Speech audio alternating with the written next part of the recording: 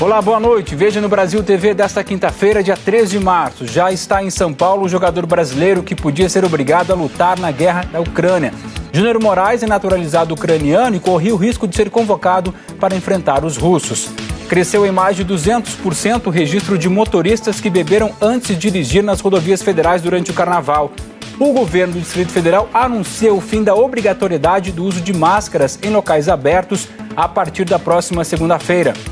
E ainda a liberdade para 2 jovens negros acusados de roubar o celular. Eles foram presos quando caminhavam na praia de Ipanema, na zona sul do Rio. É agora no Brasil TV.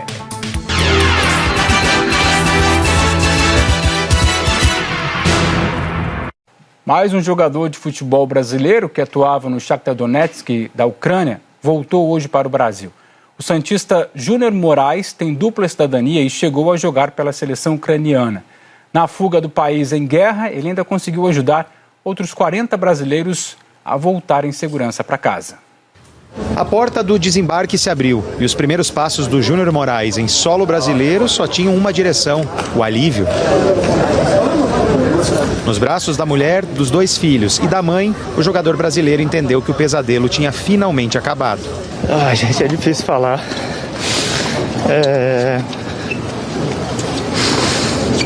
Cara, não desejo a guerra pra ninguém. Eu só tô aliviado por estar com a minha família, abraçar eles. Desde o começo foi a única coisa que eu pensei. Júnior nasceu em Santos, onde começou a jogar futebol. Em 2010 foi para o futebol da Ucrânia e desde 2017 jogava no Shakhtar Donetsk. Em 2019 se naturalizou ucraniano e chegou a jogar pela seleção do país. Por ter dupla cidadania, ele podia ser convocado pelo governo para a guerra contra a Rússia. Nunca passou pela minha cabeça isso.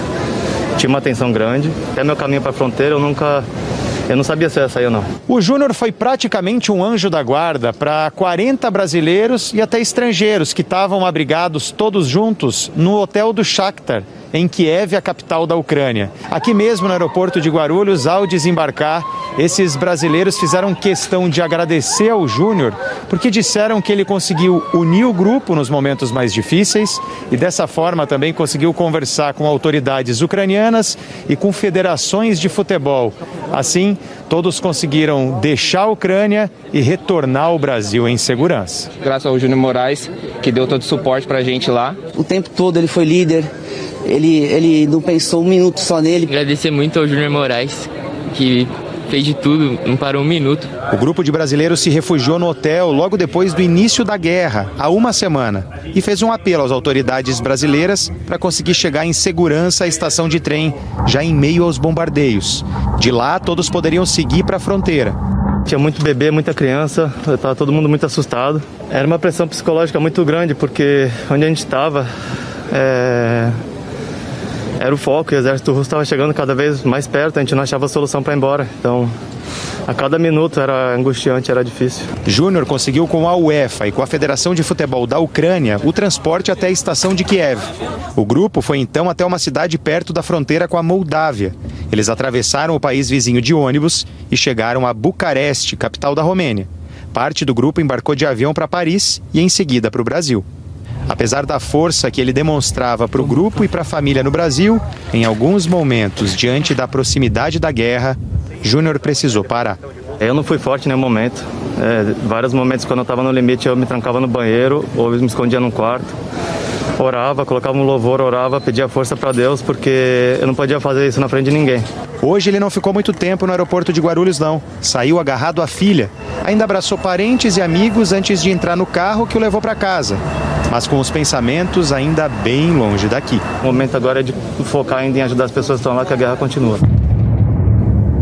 O Júnior Moraes fez uma doação de R$290 mil para o governo ucraniano para ajudar as vítimas da guerra. Uma aeronave da Força Aérea Brasileira vai decolar na próxima segunda-feira para trazer brasileiros que estejam ali na zona de conflito, né? O desembarque aqui no Brasil está previsto para quinta-feira. Mais de 100 brasileiros já informaram ao Ministério das Relações Exteriores que querem voltar para casa. 8 diplomatas foram enviados à região para tentar dar assistência aos brasileiros que querem deixar a Ucrânia. Em entrevista à Rádio CBN, o coordenador do grupo, o diplomata Naldo de Souza, disse que até o momento, 129 brasileiros entraram em contato com as embaixadas em Kiev, na Ucrânia, e em Varsóvia, na Polônia. 13 informaram que não querem voltar para o Brasil. 3 estão em Lviv e querem ajuda para cruzar a fronteira e ficar na Polônia. Fabiola mora há 11 anos na Ucrânia. Está com um filho de 7 anos na cidade de Odessa, no sul do país. Ela não pretende voltar ao Brasil, mas pediu ajuda ao Itamaraty para deixar o território ucraniano. Continuamos, na nossa casa, relativamente seguros, entre aspas, porque sempre que a sirene soa, a gente não sabe o que pode acontecer. Vem o medo, vem o estresse, vem o nervosismo. Fora que sabotadores estão aproveitando disso, para poder saquear casas. A gente tem medo em todos os sentidos aqui no momento, A maior parte dos brasileiros quer ser repatriada. Segundo o Itamaraty, 70 manifestaram esse desejo, mas o coordenador da Força Tarefa disse que eles não conseguiram informar a localização exata de onde estão. O diplomata não esclareceu a razão. 40 já foram mapeados. Eles aguardam resgate em 8 cidades de 3 países diferentes. Na Ucrânia, segundo o coordenador da Força Tarefa, há brasileiros na capital Kiev, em Kryvyi Rih, em Kherson, no sul do país, e em Lviv. Na Polônia, os brasileiros estão na capital Varsóvia, na cidade de Cracóvia e na cidade de Radimno. Também há brasileiros num comboio da ONU se deslocando de Kiev para Uzhhorod, na fronteira com a Eslováquia. O mapa é atualizado diariamente. Segundo o Itamaraty, o contato com os brasileiros, quando possível, é feito várias vezes ao dia. Uma vez tendo atravessado a fronteira, nós temos a possibilidade de dar assistência consular para aqueles cidadãos brasileiros que estiverem numa situação de desvalimento, no sentido de oferecer hospedagem, pagar alimentação e ou, eventualmente, pagar algum transporte terrestre ou ferroviário, na verdade, rodoviário ou ferroviário. A Força Aérea confirmou que na segunda-feira um cargueiro deve decolar de Brasília com destino a Varsóvia para o resgate dos brasileiros. O avião vai levar 11,5 toneladas de material de ajuda humanitária. A chegada ao Brasil está prevista para quinta-feira pela manhã. Diante da excepcionalidade da situação, a Anvisa flexibilizou os requisitos sanitários exigidos para a entrada no país e determinou que, durante o voo, sejam adotadas apenas medidas possíveis para a proteção da saúde dos repatriados. A Polícia Rodoviária Federal divulgou o balanço da Operação Carnaval nas estradas em todo o país. Mesmo sem a festa em muitas cidades, chama a atenção o grande número de pessoas que beberam e mesmo assim foram dirigir. Oi, Marcelo. Segundo a Polícia Rodoviária Federal, muitos motoristas e passageiros ainda têm um comportamento desrespeitoso e inadequado nas rodovias. O número de pessoas que beberam e pegaram a estrada realmente foi muito alto. Em quase 79 mil testes de bafômetro, foram registrados mais de 2.500 autos de infração e que representam 225% a mais que no carnaval do ano passado. Lembrando que a infração por dirigir sob efeito de álcool ou drogas é gravíssima, com multa de mais de R$ 2.900 e suspensão do direito de dirigir por 1 ano. 215 pessoas foram presas porque o nível de álcool no sangue estava muito elevado. Esses motoristas vão responder por crime de trânsito com pena de 6 meses a 1 ano de prisão. Também foram flagradas mais de 8.300 pessoas sem o cinto de segurança e mais de 10.900 condutores ultrapassando em locais proibidos. Manobras perigosas que muitas vezes acabam em acidentes. E neste ano foram registrados 330 acidentes graves, com 1.298 feridos e 106 mortes, principalmente em Minas, Paraná e Santa Catarina. O pior dia foi no domingo, com 30 pessoas mortas. A Operação Carnaval deste ano envolveu 2.800 policiais que patrulharam 75 mil quilômetros de rodovias. Marcelo. Em Salvador, chove forte desde a madrugada. A Defesa Civil registrou 89 ocorrências. A Adriana Oliveira quem tem as informações. O Centro de Monitoramento da Defesa Civil de Salvador informou que o nível é de atenção, o que significa alto risco para deslizamento de terra. Nas últimas 12 horas, foram registradas mais de 89 ocorrências, a maioria desabamento de imóvel e ameaça de deslizamento. Também na cidade foram registrados muitos pontos de alagamentos. O maior volume de chuva foi no subúrbio ferroviário de Salvador, em bairros como Mirantes de Piripiri, Rio Sena, Fazenda Coutos, registraram maior volume, acima de 70 milímetros. A Defesa Civil alerta que está de plantão 24 horas e deve ser acionada através do 199. Adriana Oliveira, de Salvador, para o Brasil TV.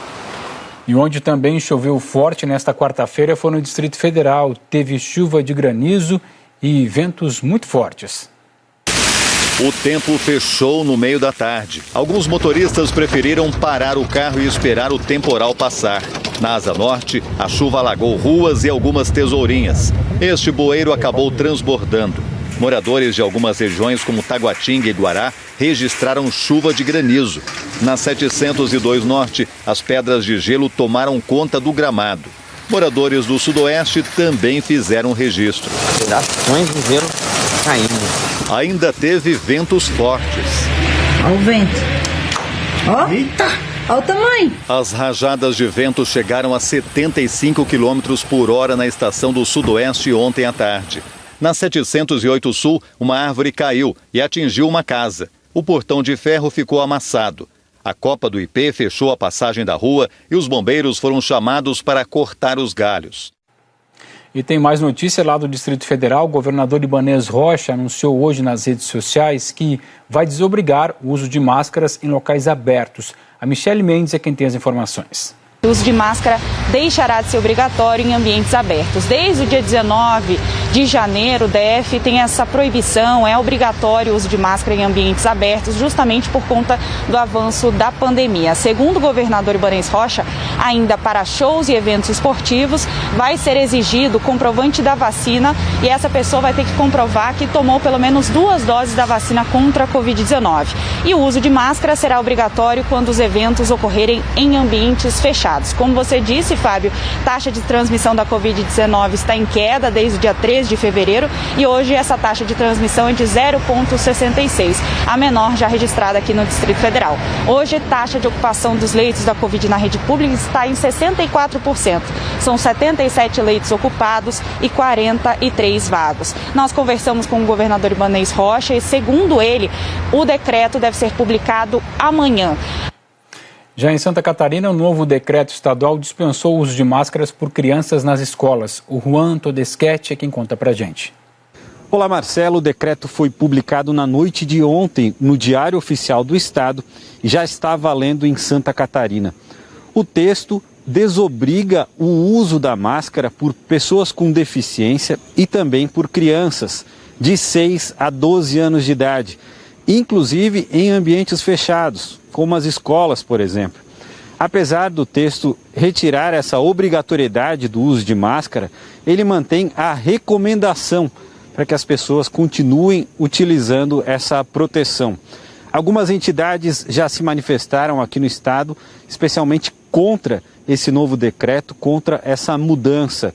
A Universidade Federal de Santa Catarina, por exemplo, emitiu uma nota pedindo para que o estado reveja essa decisão e informando também que continuará sendo obrigatório o uso de máscara em todas as dependências da Universidade Federal aqui do estado.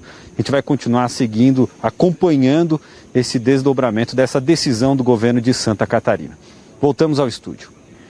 No estado de São Paulo, 88% da população acima de 5 anos está com esquema vacinal completo, segundo a Secretaria Estadual da Saúde. Com isso, as taxas de internação dos hospitais nos últimos dias, nos últimos 30 dias, vem caindo. Queda de 62% nas enfermarias e 52% nas UTIs. Por isso, o governo voltou a estudar a flexibilização das máscaras em ambientes abertos. Hoje de manhã, o governador do estado, João Dória, disse que uma decisão pode sair na semana que vem. Em Mato Grosso do Sul e no Piauí, começou hoje o ano letivo nas escolas. No Piauí, o retorno é presencial, mas algumas escolas estão autorizadas a usar o sistema híbrido, onde não for possível respeitar o distanciamento. Parte dos professores está em greve há mais de 20 dias. O Estado garante que, apesar da paralisação, o calendário escolar vai ser cumprido sem atrasos. Já em Mato Grosso do Sul, o retorno às aulas foi totalmente presencial. Em Mato Grosso do Sul, teve início hoje o ano letivo nas redes estadual de ensino e também nas redes municipais aqui na capital e em algumas outras cidades no interior. O Estado aguardou o avanço da vacinação para o retorno às salas de aula de alunos do ensino fundamental e médio. Na maioria das escolas, foi aferida a temperatura e o uso de máscaras é obrigatório. A rede estadual de ensino de Mato Grosso do Sul tem 348 escolas com mais de 200 mil alunos. Em Campo Grande, a rede municipal tem 109 mil alunos e teve até um ônibus com a vacinação itinerante na porta de uma das escolas, aplicando os imunizantes em pessoas de todas as idades a partir de 6 anos e ali era só chegar e se imunizar. Cláudia Geiger para o BR-TV. Agora esse exemplo que vem de Carnaíba, que fica no sertão de Pernambuco. A cidade tem cerca de 20 mil habitantes e destaca a quantidade de gente vacinada contra a Covid. Segundo a prefeitura, quase 100% da população está imunizada e o resultado vem sendo sentido na rede de saúde.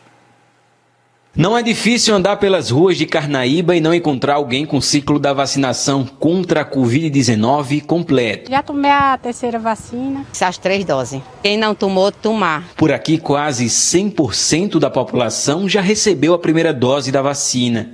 A cidade conta com 10 pontos de vacinação, além da imunização domiciliar. Essas estratégias ajudaram para avançar na vacinação, principalmente das crianças. É a segurança nossa, da nossa família, dos nossos idosos, dos nossos filhos principalmente. Para proteger a gente e para proteger o mundo. Para se ter uma ideia, 97,68% da população adulta do município de Carnaíba já recebeu a primeira dose do imunizante contra a Covid-19. Já entre os adolescentes, os números chegam a 99,86% e entre as crianças, 89%. Quando o assunto é a segunda dose, a marca chega a 95% da população adulta vacinada e 92% dos idosos já completaram o ciclo da vacinação. E o avanço da vacinação aqui do município de Carnaíba já está tendo reflexos. É que aqui na unidade de saúde do município quase não há internações por Covid-19 desde o mês de dezembro. O número de internação foi bastante pequeno, mesmo nessa leva dessa nova variante, a Omicron. Foi muito pequeno o número de pessoas internadas. Ocorreram 2 óbitos esse ano. O ano passado e no outro ano tivemos um número significativo, quando não tínhamos ainda a vacina. Tivemos até hoje no nosso município 40 óbitos. Mas o hospital nosso, que vivia sobrecarregado no passado, hoje não tem. Praticamente passa dias e dias sem internar ninguém. O trabalho em conjunto tem apresentado um bom resultado e salvando vidas com a vacinação contra a Covid. Acho que a consciência da população e a interação entre saúde e educação ajudou a gente a atingir esses índices extraordinários. Vamos todos vacinar. Por aqui a turminha estava feliz da vida por ter se imunizado e mandado para longe o coronavírus. Tô me cuidando, passando álcool toda vez que eu mudo de área. Vai ter filho para a escola. Porque ela é importante para o coronavírus não pegar a gente, porque ele é muito perigoso. Como é que foi na hora da vacina ali, hein? Doeu? Não. Foi bem tranquilo. Não. Morreu hoje no Rio o professor e físico Luiz Pinguelli Rosa, aos 80 anos.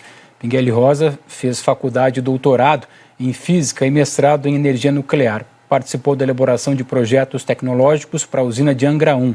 Foi diretor do COP-UFRJ, uma das mais prestigiadas instituições de pesquisa do Brasil. Se dedicava a estudar mudanças climáticas. No primeiro governo Lula, dirigiu a Eletrobras. Ele era um crítico à privatização do setor. Pinguelli Rosa foi secretário executivo do Fórum Brasileiro de Mudanças Climáticas e membro da Academia Brasileira de Ciências. A causa da morte não foi divulgada, mas a Universidade Federal do Rio de Janeiro informou que que ele estava com uma pneumonia grave. A UFRJ decretou luto oficial de 3 dias. Veja a seguir: advogado suspeito de atropelar e matar uma mulher em Belo Horizonte paga fiança e é solto da prisão.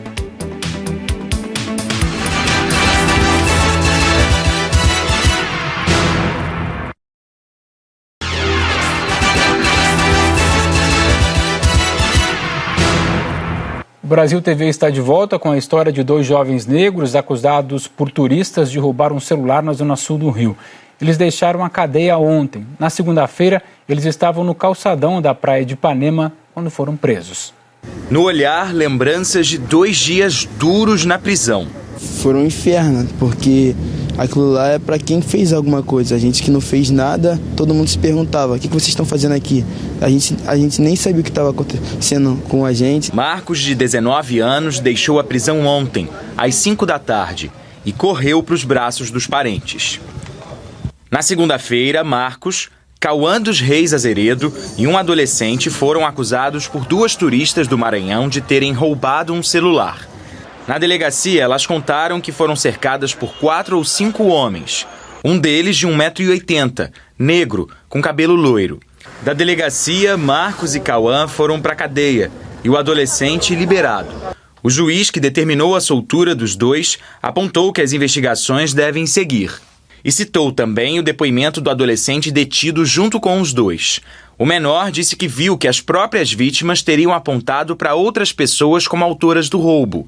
E que essas pessoas, inclusive, foram abordadas pelos policiais e depois liberadas. Diferentemente de Marcos, Cauã e do adolescente, que não estavam com documento de identidade. A defesa de Marcos disse que 2 testemunhas confirmaram essa versão, mas não foram ouvidas na delegacia. Era um casal que presenciaram o momento do fato lá na praia, onde as vítimas estavam apontando aleatoriamente as pessoas que eram da pele negra e de cabelo pintado de loiro. Elas se disporam a ir à delegacia, ficaram lá até 11h30 da noite, tentando falar, para esclarecer a situação, mas tiveram o seu direito de falar cesseado pelo delegado de polícia. Enquanto o processo correr, Marcos e Cauã vão ter que se apresentar à justiça uma vez por mês. Não poderão deixar o Rio de Janeiro por mais de 10 dias e nem mudar de endereço sem avisar ao juiz do caso. Estou muito triste, pelas coisas que a gente teve que passar, por conta de coisas que a gente não fez, mas eu estou bem. Estou recorrendo atrás de provar a minha liberdade, de provar a minha inocência, e eu vou provar. Eu tava doido para sair, dar um abraço na minha mãe, no meu pai, ouvir a reclamação da minha mãe, que é a melhor coisa. O destino de Marcos é promissor. Além de atuar em projetos sociais, passou na faculdade. Ele vai fazer fisioterapia, que foi um rapaz há um tempo atrás que ajudou o irmão dele, que ele machucou o braço, o irmão dele ajudou ele e falou: não, vou fazer fisioterapia. Quem não puder pagar, eu vou ajudar. Que eu sempre ensinei para eles: ajude, para que um dia alguém possa te ajudar, que aconteceu agora.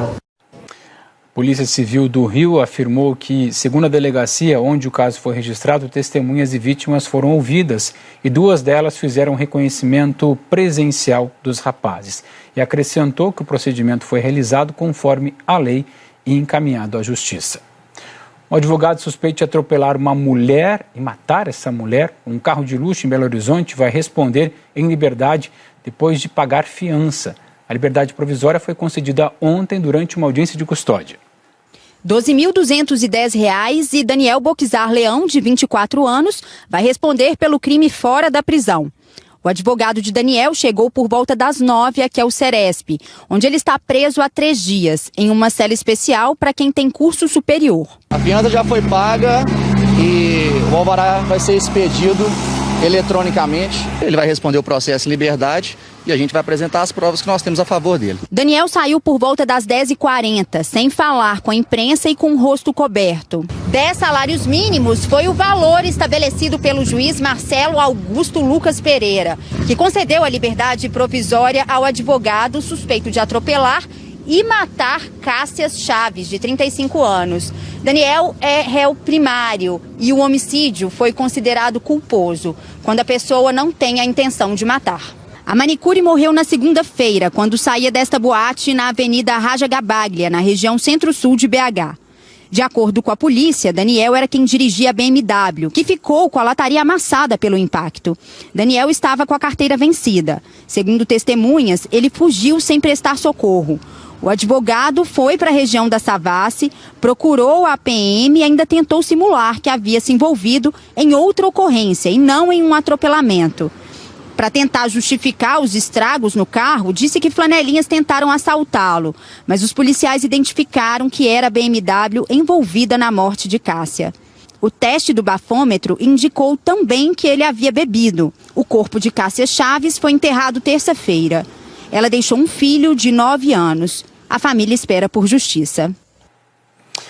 E a gente encerra o Brasil TV de hoje com uma cena inusitada lá de Taguatinga, no Distrito Federal. Um policial militar fardado aparece empurrando um carrinho de materiais recicláveis e com escolta e tudo. Mas, na verdade, os PMs estavam fazendo uma boa ação. Um dos policiais assumiu o carrinho, enquanto os outros 4 acompanharam de moto fazendo uma escolta. Os policiais contaram que a equipe estava a caminho de uma ocorrência no setor O, quando se deparou com a mulher empurrando o carrinho com dificuldade. E eu percebi ali pelo semblante dela que ela estava bem exausta. Então eu comuniquei para os meus companheiros da minha equipe e perguntei se nós poderíamos voltar e auxiliar aquela senhora. Então todos concordaram, nós voltamos e oferecemos ajuda para ela, que aceitou prontamente. Os policiais conduziram o carrinho até o balão que liga a M-Norte ao setor O. O Brasil TV fica por aqui. Outras notícias no Jornal Nacional às 8h30 pelo horário de Brasília. Boa noite para você e até amanhã.